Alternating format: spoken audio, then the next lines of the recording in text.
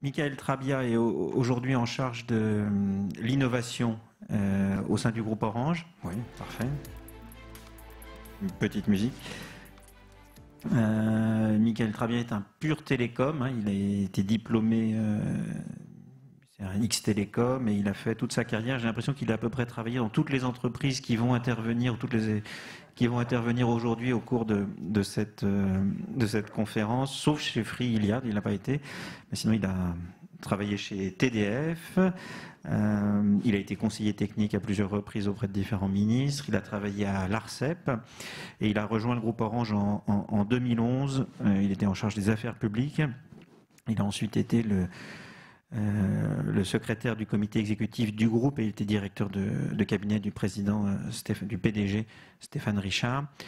En 2016, il a basculé dans l'opérationnel puisqu'il s'est retrouvé à la tête de la Belgique où Orange est un des opérateurs qui affronte là un opérateur historique, un marché assez concurrentiel. Il a visiblement fait du bon travail et il a été rappelé il y a peu de temps pour revenir en France pour récupérer la direction de tout ce qui concerne l'innovation au sein du groupe Orange. On va parler d'innovation, on va parler d'Orange, mais peut-être quelques mots d'abord simplement sur la 5G d'une manière un peu générale. Est-ce que vous pouvez nous dire quelles vont être les enchères sont passées? J'imagine que Orange qui a obtenu à peu près ce qu'il voulait doit être relativement satisfait. Mais quel est un peu le calendrier de la 5G que vous avez en tête en termes de déploiement et à partir de quand ça va devenir une réalité et où Alors bonjour David Barrault, bonjour à tous. La 5G, en réalité, on en parle beaucoup en ce moment, ça suscite beaucoup de débats. On faisait les calculs l'autre jour, je crois qu'il y a près de 40 millions de conversations sur les réseaux sociaux sur la 5G. Mais en réalité, c'est quelque chose qui a commencé depuis bien longtemps. La 5G, on a commencé à y travailler dès 2012. Et d'ailleurs, chez Orange, on a des chercheurs, on a des experts qui participent à la normalisation, à la standardisation, qui ont travaillé sur ces sujets à ce moment-là et qui ont œuvré beaucoup. D'ailleurs, le ministre parlait de transition environnementale. Si la 5G est si efficace énergétiquement, c'est parce que des acteurs comme Orange ont poussé au moment de la normalisation pour que ce soit pris en compte. Alors le calendrier de la 5G, maintenant, les enchères, vous l'avez dit, sont faites. Alors pas tout à fait, puisque la première étape a été faite, mais il y a encore une enchère de positionnement. Je pense que Sébastien Soriano nous le rappellera tout à l'heure. Néanmoins, on connaît la quantité de fréquences attribuées à chaque opérateur. Je crois que l'ensemble des opérateurs qui se sont exprimés sont globalement satisfaits et ont indiqué qu'ils avaient la quantité de fréquences qui leur permettait de déployer la 5G par rapport à leurs besoins propres. Orange est satisfait et très satisfait puisqu'on a obtenu le plus de fréquences et ça va nous permettre de continuer à tenir notre rôle de leader sur le réseau.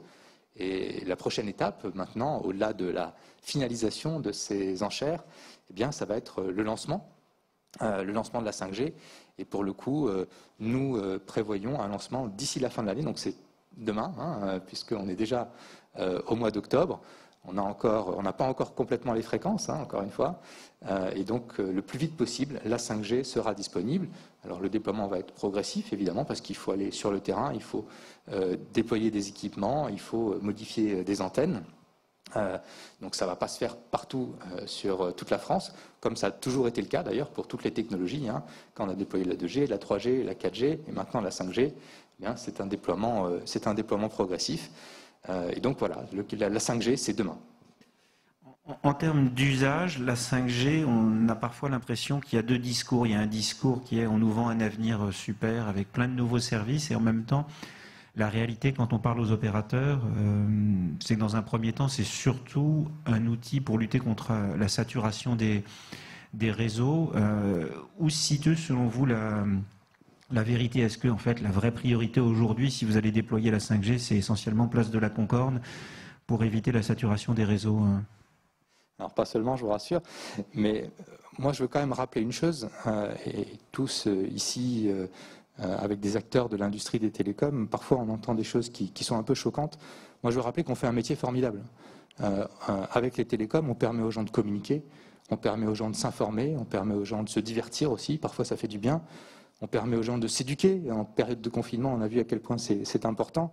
Les télécoms, en réalité, c'est un service essentiel. Et c'est d'ailleurs pour ça qu'on a de plus en plus de demandes pour l'amener partout, dans les derniers coins les plus reculés. C'est aussi pour ça que quand on a une catastrophe, comme malheureusement on a eu dans les Alpes-Maritimes, les premières choses qu'on rétablit, c'est l'électricité et les télécoms. Donc, je pense que ça fait du bien parfois aussi de se dire les choses, de se rappeler que ce qu'on fait apporte une vraie valeur, un vrai service. Ça a changé la vie des gens. Imaginez aujourd'hui un seul instant revenir sans Internet, revenir sans mobile, ce que ça pourrait représenter.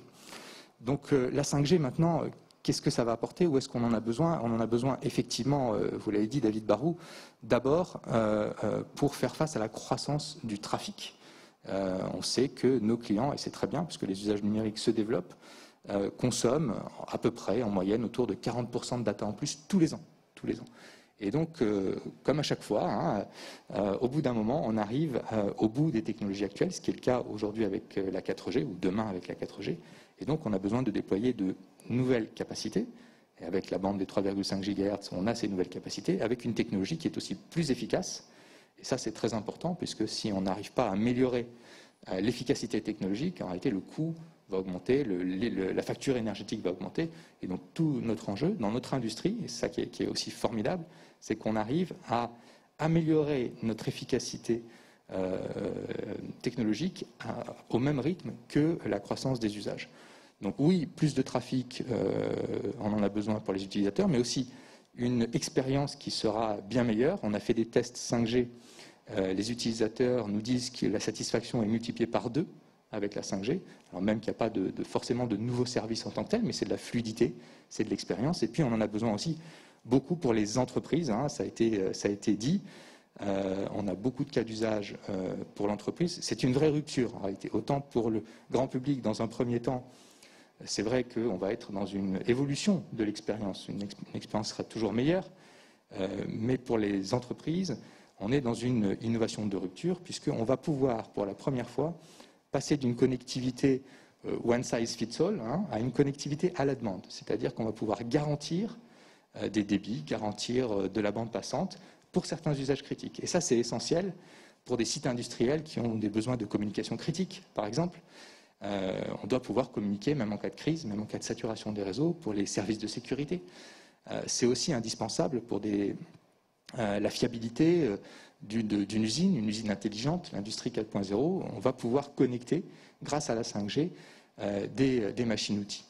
Un cas d'usage également important pour la 5G, alors on parle beaucoup téléchirurgie, voitures connectées, tout ça arrivera certainement, mais le cas d'usage aujourd'hui qu'on voit le plus dans l'industrie, c'est un cas lié à la réalité virtuelle, plutôt à la réalité augmentée en réalité.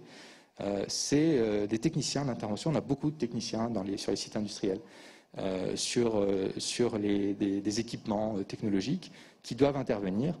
Et grâce à une tablette, on n'est même pas dans des choses futuristes avec des casques, avec des tablettes qui ont accès en réalité augmentée aux capteurs de la machine, qui peuvent savoir s'il y a un réchauffement anormal, qui peuvent avoir les instructions pour intervenir sur l'équipement, qui peuvent être connectés à un niveau 2 à distance qui est un expert avec le lien vidéo, qui a accès également aux données qui sont à disposition du technicien, pouvoir l'aider.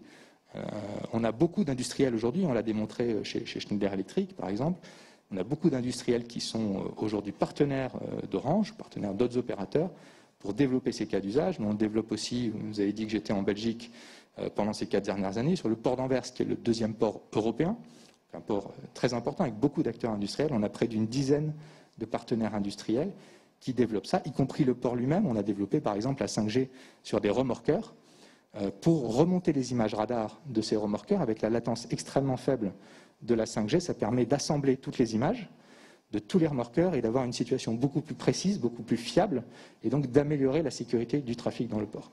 Et puis bien sûr les villes intelligentes, qui est un sujet aussi avec beaucoup de promesses grâce à la multiplication des objets connectés qu'on va pouvoir déployer. D'une certaine manière, quand je regarde les télécoms, ça me fait un peu penser aussi à ce que vous dites, à l'informatique avec une capacité qui double tous les 2 ans, mais des prix qui restent stables, et un marché qui est devenu un espèce de marché de renouvellement, donc des revenus qui ne sont pas forcément en croissance. Est-ce que pour les opérateurs, il y a aussi une forme de fatalité qui est que vous êtes des transporteurs, la 5G va permettre de faire émerger de nouveaux services peut-être, mais en fait, vous serez peut-être un petit peu plus efficace, il y aura un peu plus de consommation, mais vos revenus augmenteront peu. Ou est-ce que pour vous, derrière la 5G, il y a aussi une possibilité d'augmentation de revenus qui passerait peut-être ou par l'augmentation de prix ou par le déploiement de services que vous arriveriez à maîtriser, qui ne seraient pas captés par d'autres acteurs, comme c'est le cas aujourd'hui dans la 4G? On est sur un marché qui est très concurrentiel en France, hein. Vous le savez, tous ici, on le sait très bien. Pour donner par exemple deux indicateurs de ça, en 5 ans, le trafic moyen par client a été multiplié par 10. Dans la même période, la facture moyenne par client a baissé de 10%. Donc effectivement, parfois c'est difficile de monétiser cette croissance des usages, c'est-à-dire qu'on apporte beaucoup de valeur. Alors c'est très bien pour le consommateur, on lui apporte beaucoup plus de valeur. Il ne paye pas plus cher, voire il paye même moins cher. Donc il y a un équilibre dans tout ça. À la fin, il faut que les revenus des opérateurs financent les investissements, financent la qualité du réseau. Et donc il y a un équilibre, mais je dirais que la concurrence joue et profite aux utilisateurs. Maintenant, est-ce que la 5G va changer ça ? On verra, j'ai envie de dire. On verra si les clients sont prêts à consommer davantage, à aller sur des forfaits plus élevés. Ce qui est certain, en revanche, c'est qu'on a beaucoup d'espoir pour le monde industriel. On en parlait tout à l'heure, puisque c'est des usages qui aujourd'hui n'existent pas, qu'on ne peut pas apporter, et donc sur lesquels il est possible. On parlait de calendrier sur les sujets industriels, vous le savez, c'est parfois un peu plus lointain, puisqu'on va devoir attendre d'avoir la 5G standalone, 5G SA, qui nécessitera une évolution du cœur de réseau. Donc là, on va devoir attendre peut-être 2-3 ans de plus. Mais là, on a des vrais espoirs, effectivement, de monétisation, parce qu'il y a de la vraie valeur, avec des nouveaux cas d'usage pour les entreprises, pour les villes intelligentes. Vous êtes en charge de l'innovation chez Orange. Historiquement, l'innovation était souvent très intégrée chez les opérateurs, ou alors il y avait une proximité très très forte avec des équipementiers nationaux ou régionaux, Lannion, Alcatel, Minitel. Voilà. Mais on a un peu l'impression que cette période-là est derrière nous, et qu'aujourd'hui, l'innovation, elle est beaucoup dans les services, et donc souvent aux États-Unis chez des GAFA, ou alors chez des équipementiers télécoms qui sont devenus beaucoup plus indépendants de la relation avec les opérateurs. À quoi ça sert d'avoir encore de l'innovation au sein d'un opérateur télécom comme Orange ?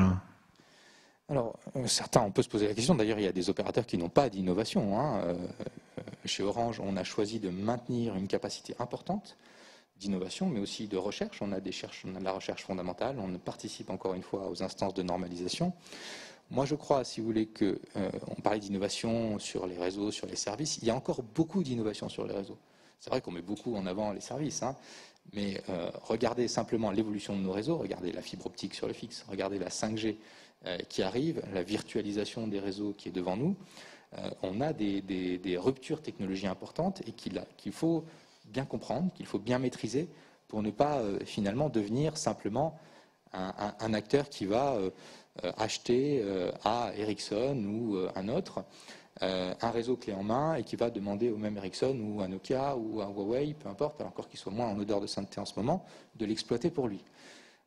Je crois que c'est un enjeu important pour un opérateur comme Orange, qui est présent dans près d'une trentaine de pays, en Europe, en Afrique. Et donc, nous faisons partie des grands opérateurs mondiaux qui jouent dans cette catégorie, où nous estimons que nous devons maîtriser la technologie que nous apportons à nos clients, que nous devons maîtriser nos innovations technologiques, et que nous avons aussi une capacité à vendre du service. À vendre pas seulement de la connectivité, mais aussi à apporter des services. Orange est dans une logique d'opérateur multiservice. On s'est développé par exemple sur la banque, avec un certain succès d'ailleurs. On avait, il y a quelques années, lancé Orange Money en Afrique. Il faut voir à quel point ça change la vie des gens, Orange Money. Sur un continent où vous avez 80-90% des gens qui ne sont pas bancarisés, pouvoir accéder au paiement, pouvoir accéder au transfert d'argent très simple, c'est quelque chose qui est très important. Donc nous, on est caractérisé par à la fois le réseau, donc ça c'est des éléments importants, mais aussi la proximité avec nos clients, la confiance que nous avons avec nos clients. Notre client, c'est l'utilisateur, c'est pas Coca-Cola.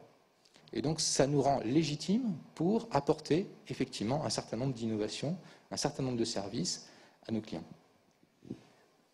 Une des menaces qui existent dans le monde des télécoms aujourd'hui, c'est que les télécoms soient la porte d'entrée pour le piratage, cyberattaque ou des choses assez négatives. Est-ce que c'est un secteur dans lequel, là, est-ce que c'est un sujet qui vous inquiète et est-ce que c'est un sujet sur lequel l'innovation d'Orange peut jouer un rôle ou pareil, là, un peu ce que je disais tout à l'heure, c'est-à-dire que la puissance de feu de grands groupes fait que l'innovation passera plutôt par votre capacité à intégrer les services développés par d'autres? Bon, alors, d'une manière générale, on travaille en innovation propre, on travaille aussi en partenariat, hein, on n'est pas dans un monde fermé, que ce soit avec des startups, que ce soit aussi avec les GAFAM dont vous avez parlé. De temps en temps, il faut être capable aussi de collaborer, donc c'est une relation compliquée. Sur la cybersécurité, c'est un vrai enjeu. Je pense que c'est un enjeu qui monte. Pourquoi? Parce que de plus en plus de nos échanges, de notre vie, de notre économie passent par le numérique. Et donc, ce n'est pas que le numérique devient moins fiable ou moins sécurisé, mais simplement, il suscite plus d'attaques, plus effectivement de risques d'attaque. Et donc, on doit monter en puissance sur la sécurisation et sur la protection de nos réseaux, mais aussi des services, parce que vous pouvez protéger le réseau, mais si à la fin vous allez cliquer sur un mail de phishing et donner toutes vos données, évidemment ça ne va pas aller. Donc chez Orange, on travaille sur les deux sujets, la sécurisation des réseaux. On est aussi un leader européen en matière de cybersécurité avec Orange Cyberdéfense. On apporte des solutions de cybersécurité aux entreprises et la chance qu'on a, c'est de pouvoir lier les deux. Parce que vous pouvez avoir une solution qui est simplement over the top, comme on dit, vous allez simplement être sur les couches hautes, mais quand vous êtes également opérateur de réseau, vous avez connaissance, vous avez des éléments sur les flux qui passent dans vos réseaux que vous pouvez utiliser pour améliorer la sécurité. Donc ça, c'est une force, c'est un atout, et c'est un élément qui peut nous différencier. C'est pour ça que chez Orange, on essaye d'innover sur des sujets sur lesquels on est à la fois légitime vu du client et sur lesquels on a une valeur ajoutée. Avec le basculement dans la 5G, est-ce que vous pensez que la menace cyber va encore franchir un nouveau palier puisqu'on va être encore plus connecté avec encore plus de data? Est-ce qu'il y a un risque de menace quasi exponentielle ou est-ce qu'on est dans une forme de continuité?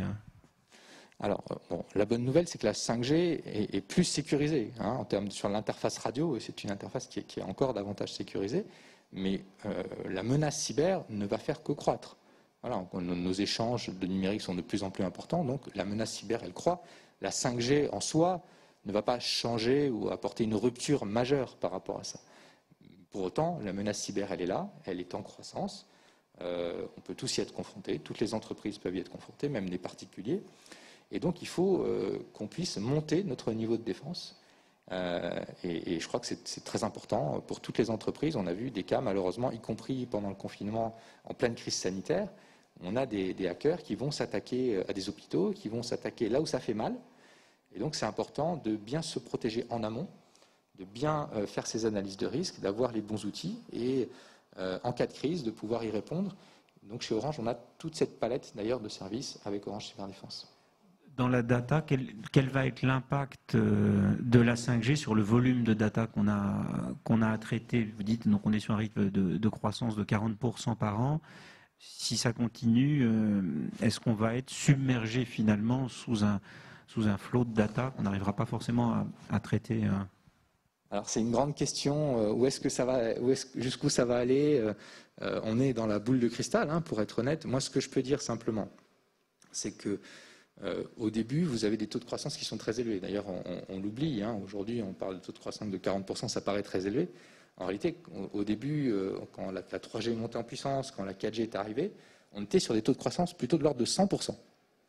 Hein, parce qu'il y a un nouvel usage, les gens le découvrent, les gens s'équipent. Sur l'Internet fixe, qui est là depuis beaucoup plus longtemps, on a maintenant des taux de croissance qui tendent à baisser. On est plutôt autour de 15-20%.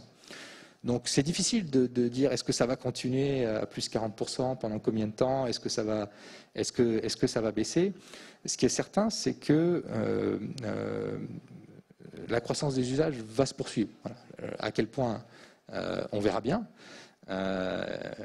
mais elle va se poursuivre et on a besoin, pour pouvoir y répondre dans de bonnes conditions, pour que tous les Français puissent avoir une bonne qualité de service quand ils utilisent leur mobile, on a besoin de technologies plus efficaces.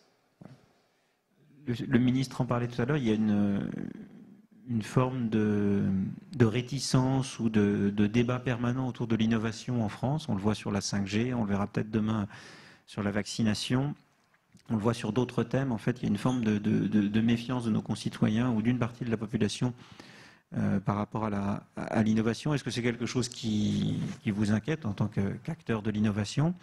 Est-ce que vous pensez qu'il y a des débuts de réponse ou est-ce qu'on est finalement dans un débat quasi religieux et il n'y a pas de possibilité finalement de convaincre des gens qui ne vous croiront jamais ? Moi, je ne crois pas qu'on soit dans un débat religieux. Je pense que c'est des sujets de société, donc ils sont parfaitement légitimes et je crois qu'il faut les entendre et il faut rentrer dans ces discussions sans tabou, avec beaucoup d'objectivité. Je crois que c'est évidemment important, mais qu'il y ait des questions sur le progrès, c'est légitime. Qu'il y ait des questions sur voilà, dans quel sens vont nos sociétés. Je crois qu'il faut absolument entendre ces questions. Elles sont tout autour de nous. D'ailleurs, les opérateurs, pas seulement Orange d'ailleurs, hein, on est des acteurs responsables. Vous savez, nous chez Orange, on a pris un engagement qu'on a même inscrit dans nos statuts, dans notre raison d'être, sur le sujet énergétique. On s'est engagé à la neutralité carbone avec 10 ans d'avance par rapport à l'accord de Paris d'ici 2040. Donc c'est des sujets qu'on comprend très bien. Maintenant, il faut y apporter les bonnes réponses. Effectivement, pour atteindre les objectifs de l'accord de Paris, en réalité, on sait très bien qu'on va avoir besoin du numérique. On va avoir besoin du numérique pour les villes intelligentes, on va avoir besoin du numérique pour optimiser la logistique, on va avoir besoin du numérique pour limiter le gaspillage énergétique, pour limiter le gaspillage dans les réseaux de distribution, d'eau, de gaz, pour l'agriculture, pour pouvoir uniquement apporter le bon niveau d'eau, le bon niveau d'engrais. Donc on a besoin du numérique. Le numérique est un élément essentiel de cette transition environnementale. Donc ça nécessite effectivement de l'expliquer. Je crois qu'il ne faut pas rejeter les anciens contre les modernes. Moi, je n'aime pas du tout ça parce que il y a des débats de société, ils sont là, et il ne faut pas les balayer d'un revers de main. Je crois que ce n'est vraiment pas la bonne chose à faire. En revanche, il faut les aborder avec objectivité en y apportant des réponses, des vraies réponses. Et le numérique apporte des vraies réponses à ces enjeux de société, les enjeux environnementaux, les enjeux du vieillissement, les enjeux aussi liés à la protection des données personnelles, les enjeux liés à l'intelligence artificielle. Il y a des questions autour de l'éthique de l'intelligence artificielle. Je crois qu'il faut prendre ces sujets. Nous, on a des sociologues qui travaillent aussi sur ces questions. On est en train de mettre en place un comité d'éthique sur l'intelligence artificielle. Donc, gardons-nous de dire on est le progrès, tout va bien, il n'y a pas de sujet. Michaël, merci.